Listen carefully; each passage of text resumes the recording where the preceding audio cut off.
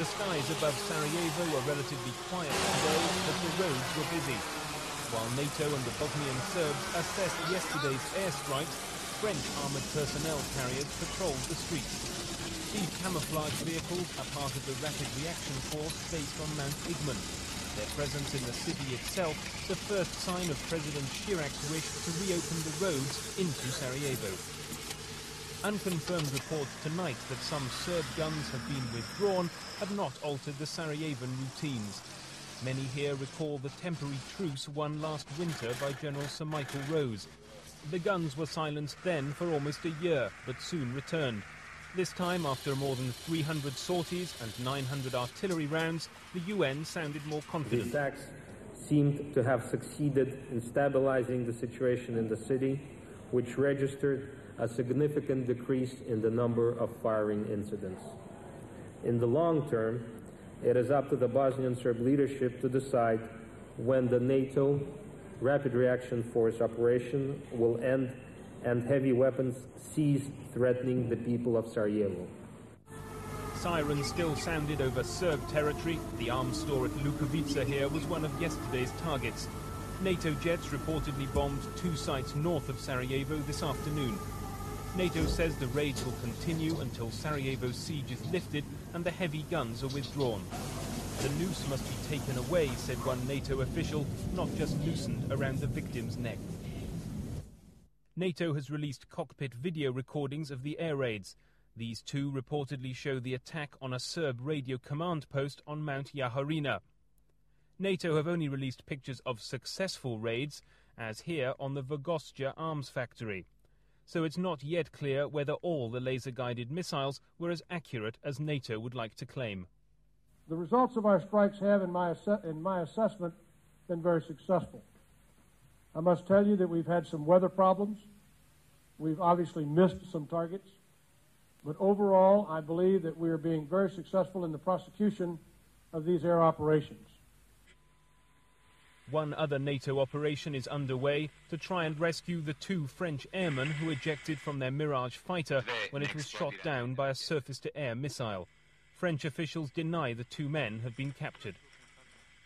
We are exerting every possible effort towards the rescue of the French pilots who ejected yesterday. I do not wish to discuss that particular incident any further, but I just say that I hope that our efforts will mirror the successes of the Scott O'Grady case of June. British troops were taking stock on Mount Igman while more details emerged about the fate of 5 EU monitors who went missing during yesterday's raids. The monitors were trying to mediate between Serbs and Croats in western Bosnia. In the last few minutes, Bosnian Serb TV has shown pictures of the 5 monitors.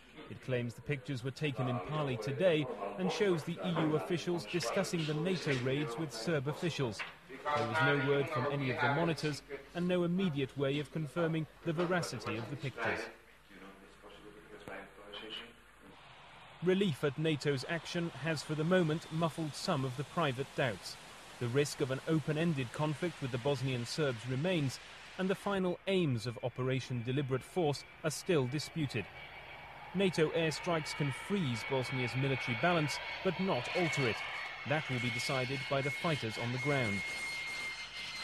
Such questions are driving the current diplomatic process. America's envoy Richard Holbrooke was in Zagreb this afternoon to consult Croatia's President Tudjman.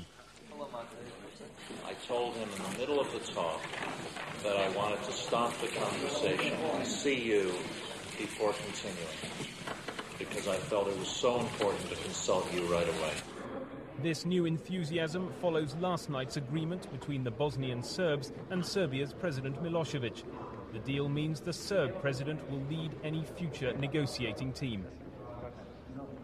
We consider what happened yesterday, President Milosevic's public announcement on the fact that he will now head a joint Serbian-Bosnian Serb negotiating team, a procedural breakthrough, but only a procedural breakthrough. The actual substantive negotiations remain extremely difficult. That was a diplomatic understatement. Tensions between the Bosnian government and NATO are already apparent. The Sarajevo government clearly reserves the right to continue its military actions if NATO pulls back.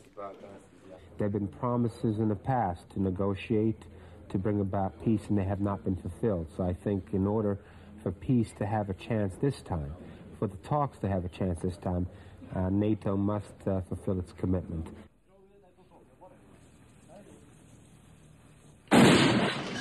But tonight's report of a possible partial withdrawal around Sarajevo raises new questions.